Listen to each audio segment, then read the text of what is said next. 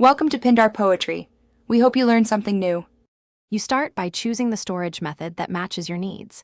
Player prefs for simple values, JSON files for structured data, or a small local DB for complex records. Once chosen, define the exact data shape and key names so you avoid collisions. Create a Save Manager script and an interface or serializable class to represent data. This makes saving and loading predictable. Now wire the first save call to an explicit event. For example, a checkpoint or manual save button, and test writing a single. With your data class ready, implement serialization and deserialization next. Use JSON utility for Unity-friendly plain classes or Newtonsoft. JSON when you need converters, polymorphism, or more control. Write save routines that call file.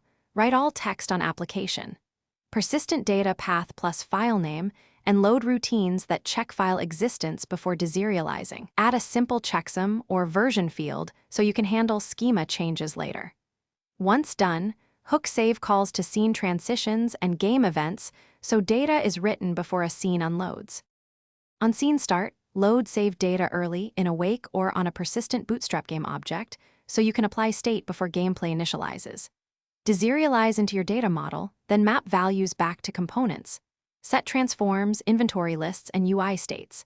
Make sure to validate loaded values and apply defaults for missing fields. Finally, test a full scene switch.